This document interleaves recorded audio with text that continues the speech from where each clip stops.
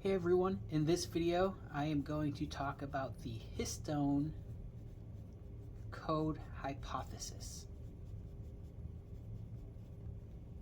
Now, to understand the histone code hypothesis, we need to review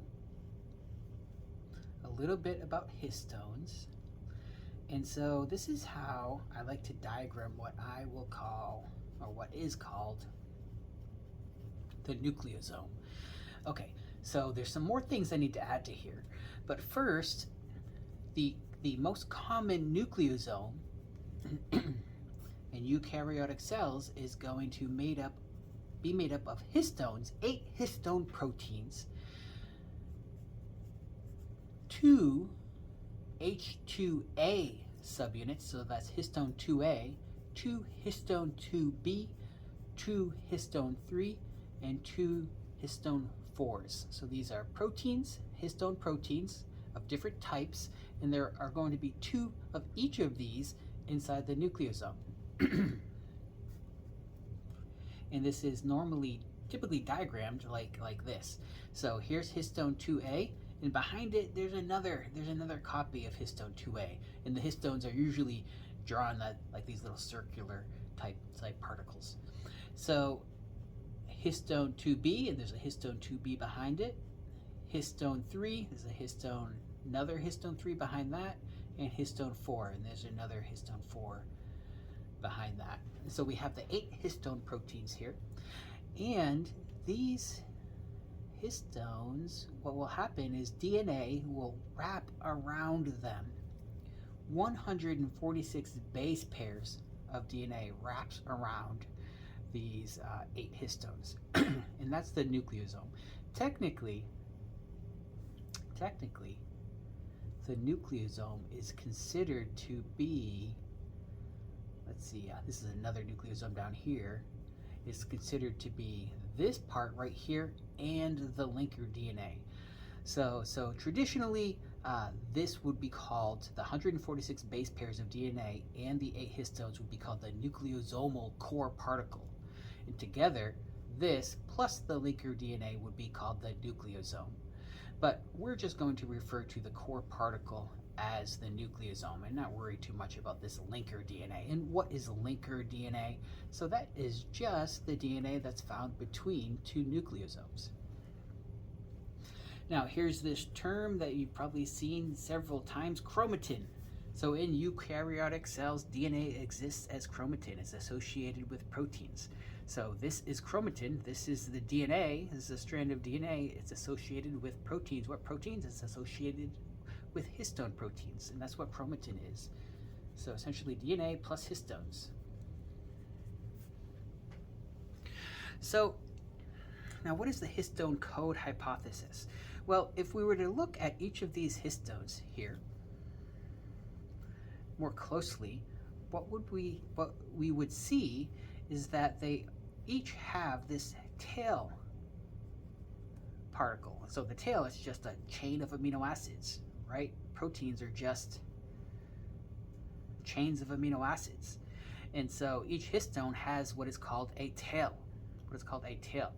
Now, proteins have N-terminal ends and C-terminal ends. The N-terminal end is found at the beginning of the protein. So, okay, here's a chain of amino acids. Now, one end of this chain is going to be the N-terminal end, or the N-terminus. And the other end is the C-terminus. Now, N is for amino terminus, C is for carboxyl or carboxy terminus. And it has to do with the structure of amino acids. So it's somewhat similar to the 5' end of a DNA molecule and the 3' end, right? So we go from 5' to 3' with the DNA, but we go from N-terminal end to N-terminal end to C-terminal end with proteins. Now, I like to think of the N-terminal end as the front of the protein, and why? So if this is a ribosome, and the ribosome is synthesizing a protein, and it's reading messenger RNA, right? And these are first 4 amino acids that were added to the protein. Well, this is the first one that was added, the second one, the third one, and the fourth one. And as it's moving down the messenger RNA, the amino acids are coming out. Well, the N terminus comes out first. So I like to think of that as the front of the protein. Now with these tails, normally we think like tails being at the back of the thing that has the tail. Excuse me. But turns out it's the N terminus that sticks out, that juts out of the histones. And so it's actually, even though we call these the tails, it's the N terminus of these histone proteins that jut out away from the nucleosome. Now, okay, what is the circle then? So essentially what's happening is the protein is folding up. It's folding up. We have the tail, the N-terminal end, and it's just folding up into its normal structure. And we have this flexible tail and the globular part of the protein, which kind of sticks in and rests inside the nucleosome. It forms part of the main nucleosomal structure.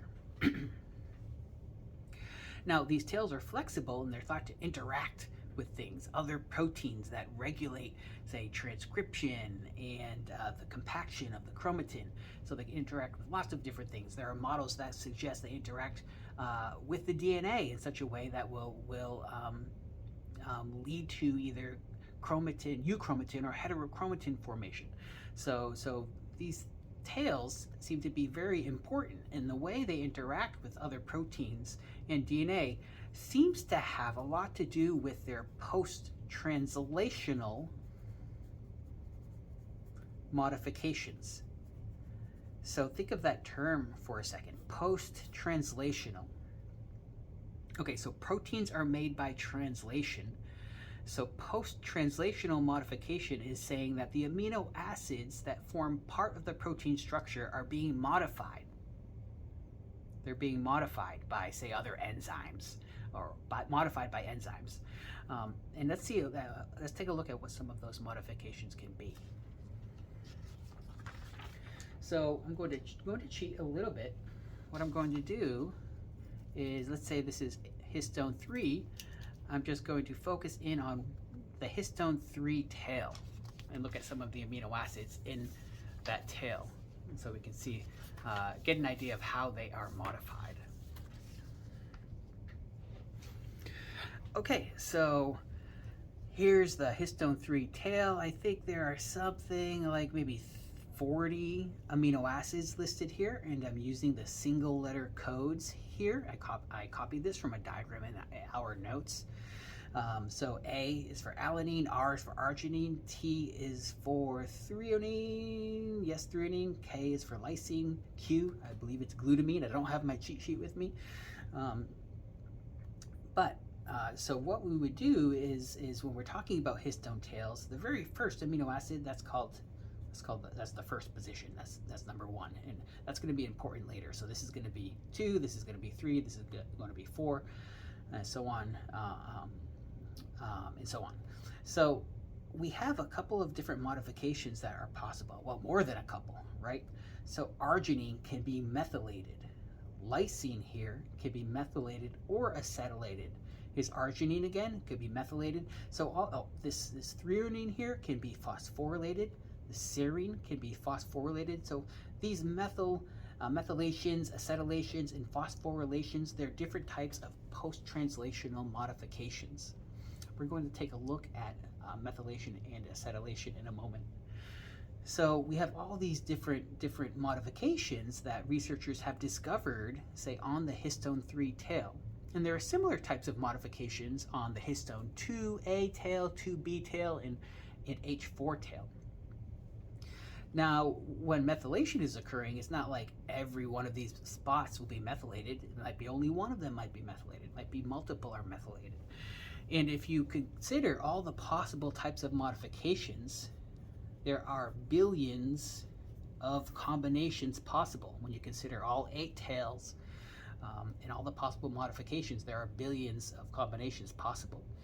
And researchers think that the combination of modifications that exist on the tails influences, say, whether the chromatin is compact in what we call heterochromatin, or whether it is open in what we call euchromatin. The modifications influence what kind of proteins are associated with the chromatin, and influence transcription and lots of important things like that. So researchers think the specific combination of modifications happens to be really important for regulation of chromatin and regulation of the genome in the cell. And so that's the histone code hypothesis. The code is going to be the combination of modifications on the nucleosome. The combination of tail modifications on the nucleosome is going to represent a code that says something important about the DNA associated with that nucleosome. So let's take a look at a couple of these modifications. So for the most part, it's incredibly difficult to interpret the code. And one of the reasons is, maybe, and this is a hypothesis, right? So there's this idea that a code exists and it's important, but maybe the code, maybe it's not that precise. And that might be explained why it's so difficult to study and try to interpret the histone code. For example, let's take the genetic code. Like the genetic code with the 64 codons, and each codon means like a specific thing. A stop codon means a stop codon.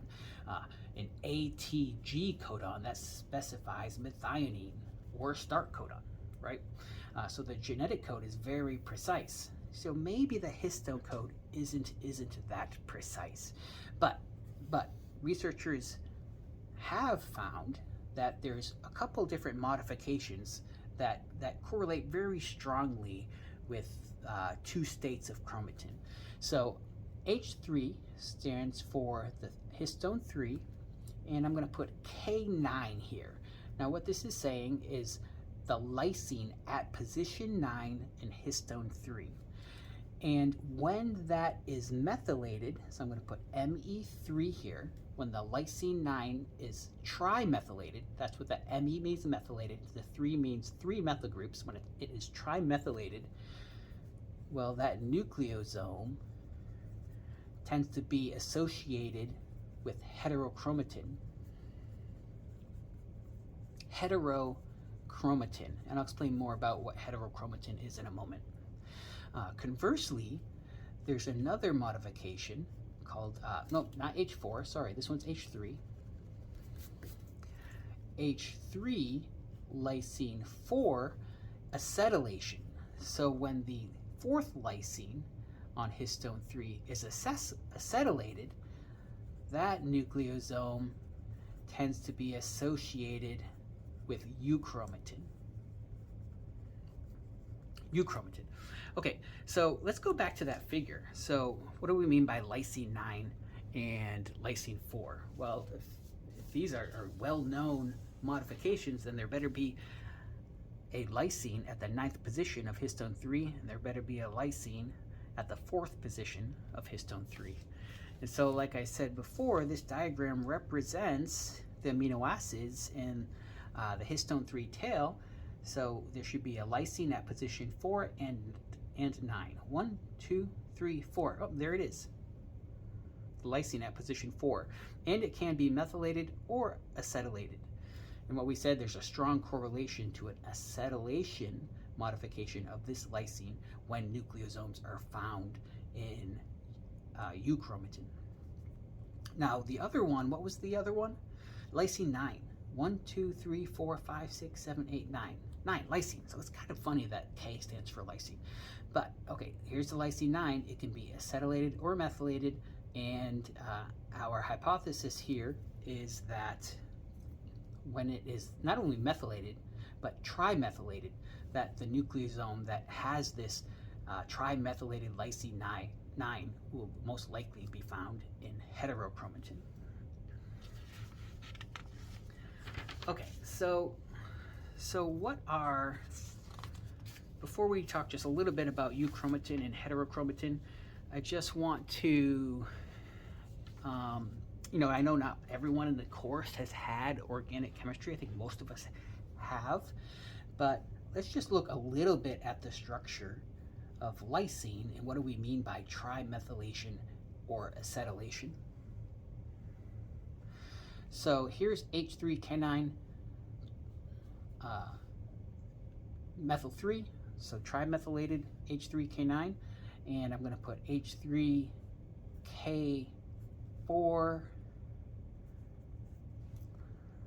with the acetyl group over here. And you know what, it doesn't even matter because I'm not actually going to diagram the other amino acids. I just want to diagram lysine. So the lysine structure is going to look something like this. So if this is a lysine, we're going to have a nitrogen here. Here's a carbon,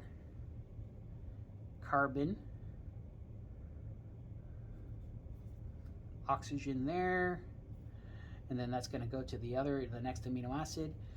So we're going to have a carbon here. So this is the main chain of the amino acid here. Carbon here, carbon here, carbon, and nitrogen. So lysine's got a somewhat complex structure. I like glycine, right, where you just have a hydrogen attached to that carbon there, and that's my favorite one. Or alanine, where there's just a methyl group attached here. Those are my favorite amino acids. But lysine, it's kind of complicated, and it looks something like this. There's a positive charge up there. Now, the trimethylated lysine, to get that, what happens is we're essentially replacing these hydrogens with methyl groups, and those look like this. Just a carbon with 3 hydrogens. Okay, replace one of these with a methyl group, we get a monomethylated lysine. Replace another one of the hydrogens with the methyl group, we get a dimethylated lysine. Replace another hydrogen with a methyl group, and you guessed it, trimethylated lysine. Okay, so if we replace all of these hydrogens with a methyl group, and it's the 9th lysine on histone 3, we can be fairly confident that that nucleosome is going to be associated with heterochromatin. Now, what does acetylation mean? Essentially, acetylation means replacing, getting rid of all those methyl groups and then replacing one of the hydrogens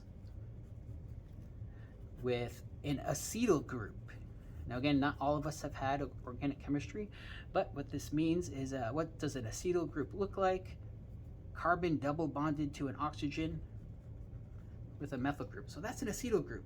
I don't know why I remember that. It's been a long time since I've had organic chemistry. But, okay, so it's essentially replacing a hydrogen with this right here, acetyl group. Now, okay, so that would be what we would expect if we were to, let's say, look at nucleosomes in euchromatin, and looking at the histone tail, looking at the tail of histone 3, the 4th lysine should be acetylated if that nucleosome is found in euchromatin. Okay, heterochromatin and euchromatin. I've been throwing these terms around a lot. So when we say euchromatin, what we think is that the chromatin looks sort of like this. So I'm going to put 3 nucleosomes in here, and I'm going to put a lot of linker DNA in between them. And it's been taught like this for decades now, that euchromatin is thought to be sort of this open form of chromatin, where you have long segments of linker DNA in between the nucleosomal core particles, and DNA binding proteins are free to, interact with this linker DNA. And okay, so here is RNA polymerase 2. And of course, as we'll see later on in the course, in order for RNA polymerase 2 to initiate transcription, we're going to have to have the general transcription factors binding to the DNA and recruiting RNA polymerase II, and then it's going to push these nucleosomes out of the way, or something's going to have to push these out of the way in order for transcription to occur. But all this is possible when the DNA is in this, it's thought to be possible, when the DNA is in this euchromatic state. So it's open, and these DNA binding proteins can interact with the DNA. And if we were to look at the modifications of the histone tails on these nucleosomes, well, you know, we learned about one, right, that should be associated with euchromatin. We should see that the fourth lysine on the histone 3 tail should be acetylated in each of these nucleosomes. So that's what we, if we were in Vegas, that's what we would put our money on. This is euchromatin. Well, that histone 3 is acetylated at the fourth lysine. So at the lysine, at the fourth position, I should say. Okay, now what if some other proteins come through here, and it's their job to make sure that, you know, any DNA that, you know, is euchromatic should be euchromatic, should be in the euchromatic state. Well, what if this DNA shouldn't be in the euchromatic state? Well, then there might be enzymes that would remove this acetylation mark here, and other enzymes that would then methylate H3K9. Not just methylated, but trimethylated. And then when that would happen, that would be one of the things that would be part of the pathway that turns this euchromatin into heterochromatin. And so whether and so what do we mean by heterochromatin? So see how I am drawing these, or diagramming these nucleosomes close together. So heterochromatin is thought to be this sort of compact chromatin, where it's really hard for proteins and DNA binding proteins to interact with the DNA. And so it's thought to be transcriptionally silent. And you know, you could probably see why. It's like, well, the general transcription factors, whose job it would be to, you know, bind to a promoter and recruit RNA polymerase II to initiate transcription, well, they can't find their binding sequences, right? They can't bind to the DNA because the sequences are hidden within this heterochromatin, or the heterochromatic state of DNA. Can't find the binding sites. So heterochromatin is thought to be usually transcriptionally silent. Again, if we're in Vegas, we're thinking, if these are the histone 3 tails over here, we're thinking that histone 3, the 9th lysine, should be trimethylated. Now, whether the trimethylation occurs first and then the heterochromatin forms, or the heterochromatin forms and then the lysine 9s are trimethylated, you know, I'm not really sure, but I think we get the concepts here. The histone code hypothesis and the modifications associated with the histone tails are part of, are involved or influencing the chromatin states between heterochromatin and euchromatin. And that's just some of the things they do. The histone tail modifications can attract proteins to help regulate transcription and other things. Okay, so that in a nutshell is the histone code hypothesis.